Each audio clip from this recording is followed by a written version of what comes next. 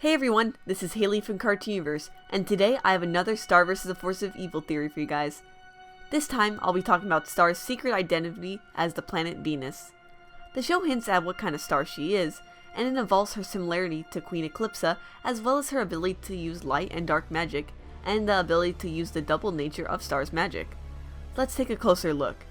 In Into the Wand, we see the Grandma Room for the first time. The Grandma Room is filled with tapestries of Star's ancestors, and one of them in particular shows Eclipsa, the Queen of Darkness. Most of Star's ancestors are named after celestial objects. Moon the Undaunted and Selena the Shy, for example, are both named after the moon, and Solaria the Monster Carver is named after the sun. But Eclipsa is named after a solar eclipse, which is when the moon passes in front of the sun. If we look closely at Eclipsa's wand in her tapestry, we can confirm that she was named after a solar eclipse. The top of her wand is a winged orb with a bright outline and a shadowed center, which visually resembles a total eclipse of the sun. Her wand also resembles an umbrella. This is a reference to the astronomical term umbra, or shadow, which refers to the shadow cast by celestial objects when they move in front of another.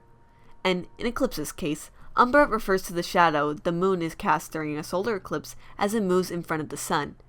Interestingly, the astronomical term for an object being hidden behind another, such as a moon passing in front of the sun, is called occultation.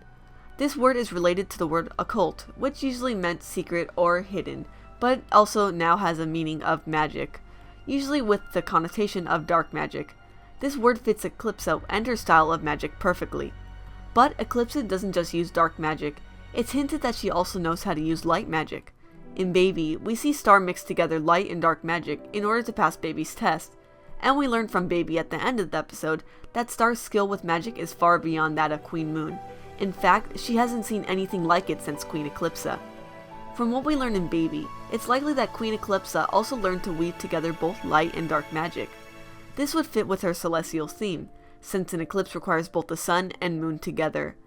The ability to combine light and dark magic together is evidence of Star's duality or double nature, like Eclipsa, and you can use that to figure out what kind of celestial object Star is based on.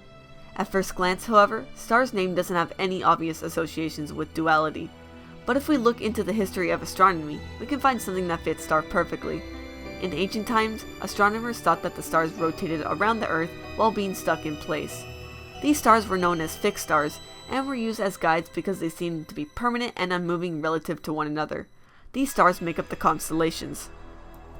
Few, if any of these stars, had double meanings or identities. But there was a second, smaller group of stars that ancient astronomers called wandering stars.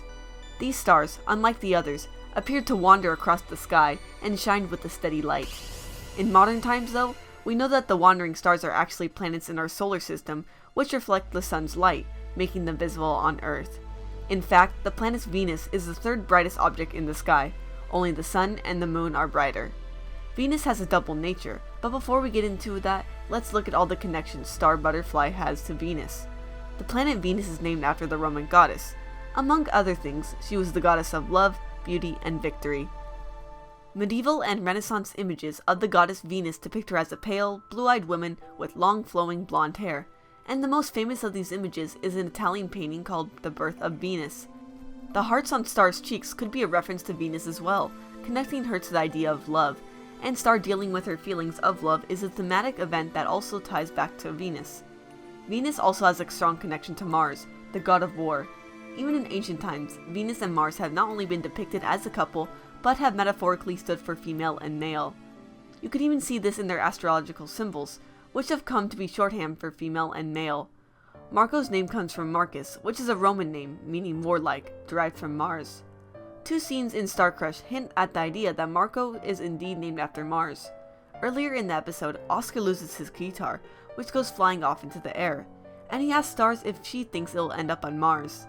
At the very end of the episode, during the credits, Oscar's guitar lands in front of the Diaz's house, where Marco lives. This is a subtle hint at Marco's connection to Mars. If Star and Marco represent Venus and Mars, then they're not merely a couple, but also a primordial couple whose relationship is meant to evoke ancient myths and heroic legends. And it isn't just the Roman goddess that Star is connected with either.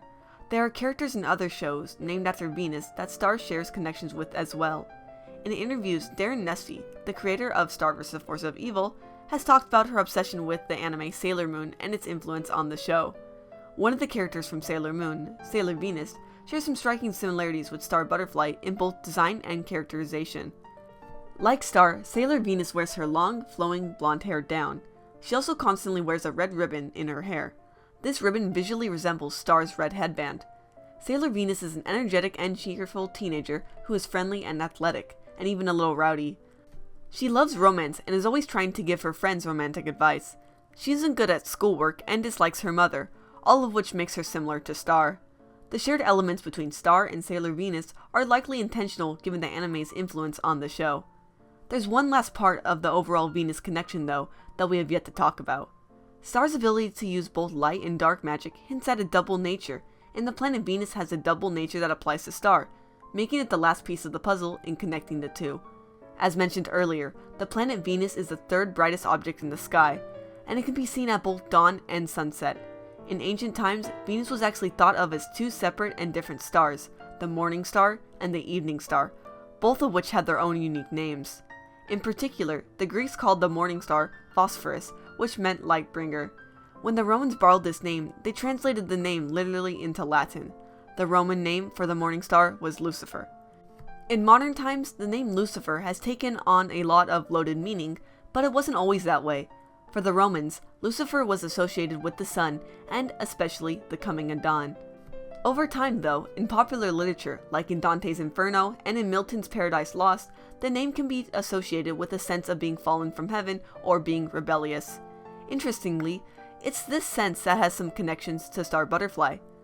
The second half of Season 2 has slowly been setting up the dark or rebellious side of Star.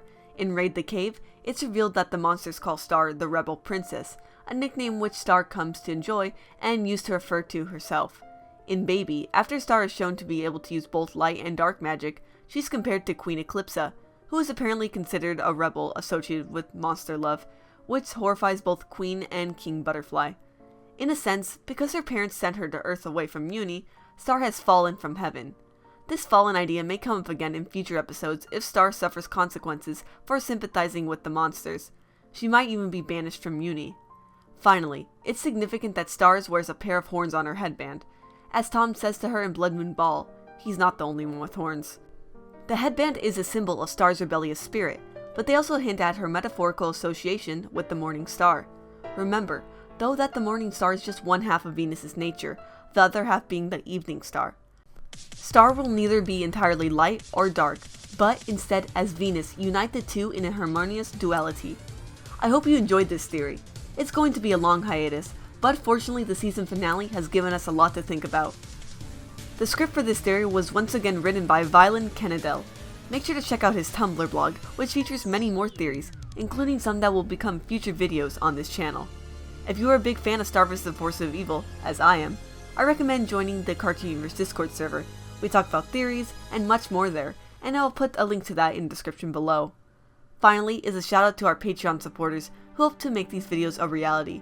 Rewards for patrons include getting a shout out, a special chat on Discord, stickers, exclusive access to certain videos, and more. Thanks for watching!